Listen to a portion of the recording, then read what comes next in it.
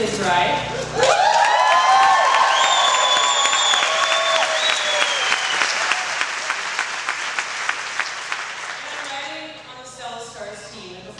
I just wanted to say, and I don't know if Alex's dad is here in this crowd somewhere, but I never had a chance to meet you, and I never had a chance to meet your son. But I wanted to tell you that this morning, at kilometer 44 to be exact, when I was pushing myself up a hill and I was running a scene pretty quickly, that first butterfly of the season flew alongside me, and I thought it was so.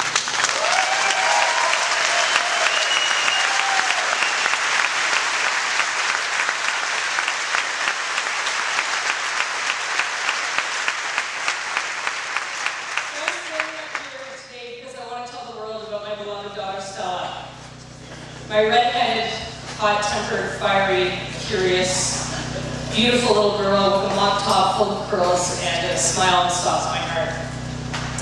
On April 18th, 2009, the world changed forever when Stella Joy burst her way into the universe.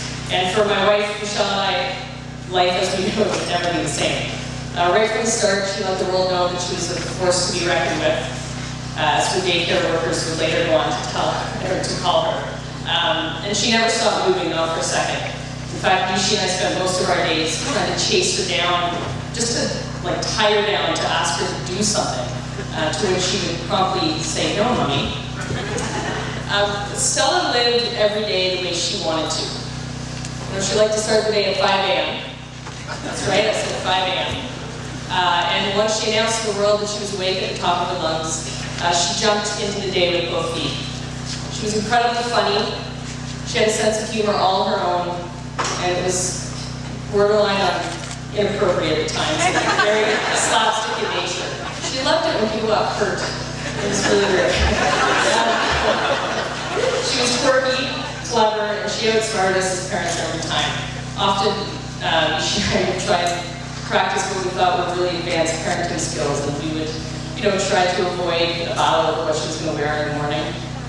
So we'd offer her choices that we laid out the night before. Say, "Stella, do you want to wear the red pants or the green pants today?" "Red and green," she would say. "Okay, well, do you want chicken or hamburger for dinner?" "Chicken and hamburger." You get a picture. Stella was direct, she was honest, and she was real. Sometimes we'd ask her how her day at daycare was, and she'd say, "Good." I'd say, "Well, what did you do?" "I hit my friends." She was curious, she was tough, she was proud and silly. Her favorite colors were green and purple, and her favorite flavor of Timbit was chocolate. Stella truly loved life, but she was never ever as happy as when she was at Great Wolf Lodge with her cousin and best friend in the whole world, who's here with us tonight, Gracie.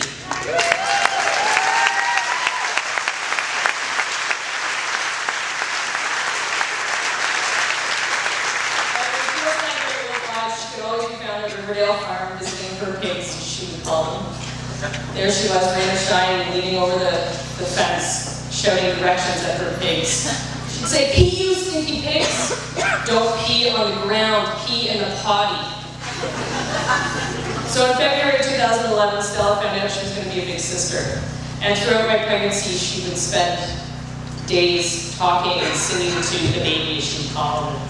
Even though at that time we didn't know whether it was going to be a boy or a girl, she decided very early on that the baby's name was going to be Sam. And in 2011, in June, we started to notice that Stella was losing her balance when she walked. And over the course of the next 3 weeks, she would go on to have trouble going downstairs. And we noticed that her left hand shook when she held her spoon to eat her cereal in the morning. And when the daycare workers called us to let us know that they too were concerned about her walking, we decided to get her checked out. So we went to Sick Kids Hospital to emerge, and we thought it could be no more than a really bad ear infection. So we both called our offices that day and let them know that we'd be into work a few hours late. We didn't make it to work that day.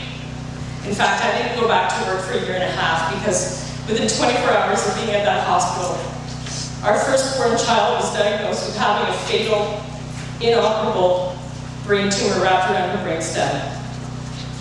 diffuse intrinsic pontine glioma, or DIPG as they would call it. And they explained that the brainstem really is the center of our body. It controls the way we move, it controls our breathing, and tells our hearts to beat. They said that Stella would lose all of her faculties one by one, in no particular order, and that she would die within 3 to 6 months. Our lives were torn to shreds, and there was nothing we could do about it.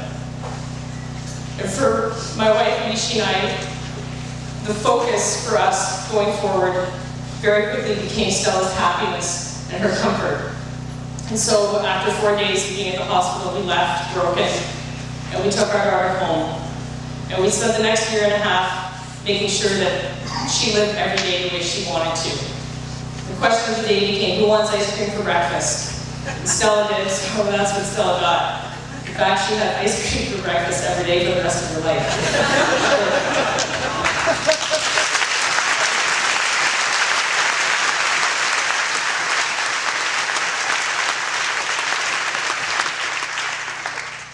Our house became filled with family and friends and complete strangers who came together to make sure that we were able to make the last days for Stella magic, and they were. Our house became brimming with noise and laughter at all times, actually ridiculous behavior, all with the same goal in mind, and that was to make Stella laugh. And she did. She spent the summer going to cottages, visiting Sesame Land in Pennsylvania. She rode ponies. She played hide and seek with her friends, and she laughed her head off. Stella felt the most comfort in the world when she was in our living room sitting on our couch with family and friends. We spent days at a time there, just sitting on that couch during her illness, and it became sort of a soft explosion of Dora the Explorer dolls, nail polish, chocolate Timbits, puppets, family and friends at all times. Stella got to meet her brother Sam, who's now almost 2, and even went on to meet her little brother Hugo, who's now 1, and she also named him, by the way.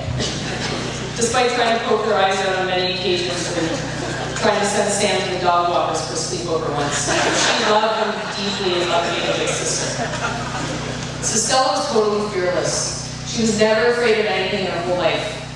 She wasn't afraid of loud noises, firecrackers, animals, timeouts. She wasn't afraid of not being able to walk, and she wasn't afraid of cancer. In September 2011, Stella lost her ability to walk.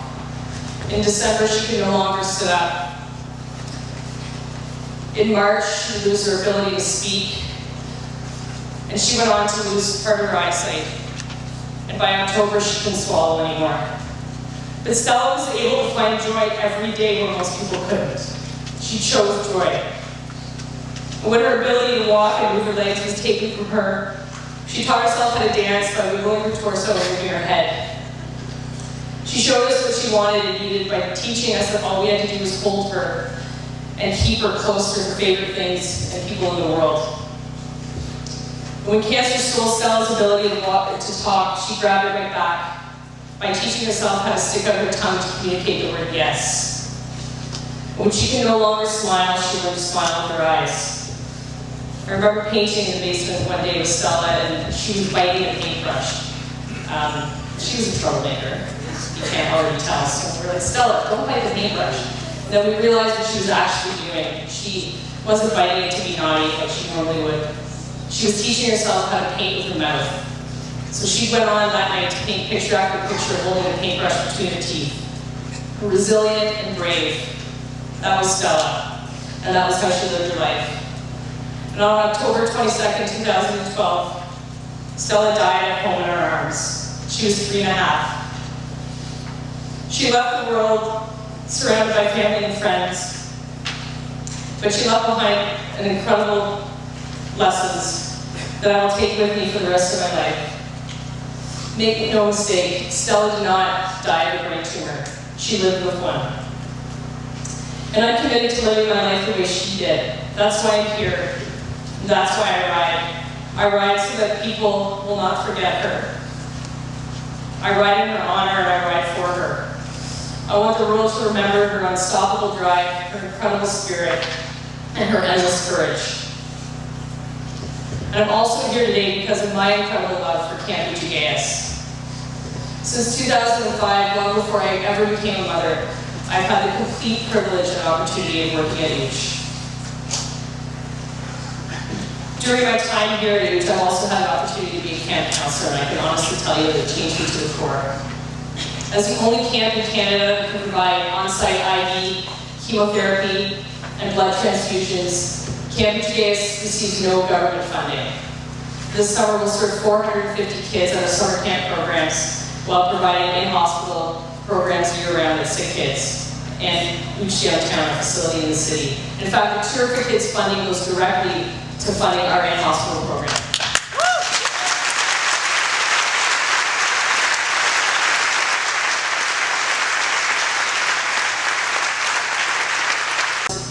Watched a child live with and die of cancer. I can tell you that I've never been so proud to be part of such an outstanding organization.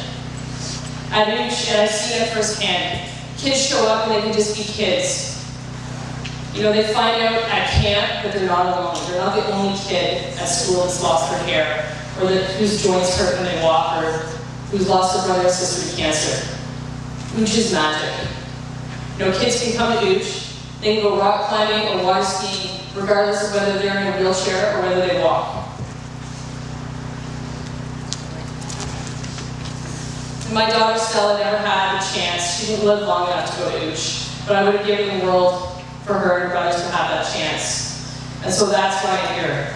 That's why I ride. I ride so that families whose lives have been torn apart by cancer have the chance to have their lives infused with the magic of camp.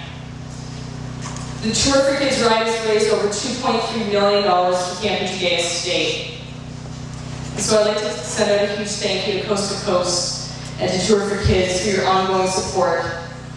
And thank you to all of you for being here. Thank you for riding, thank you for volunteering. Thank you for making it possible for kids like myself to go to camp. Thank you.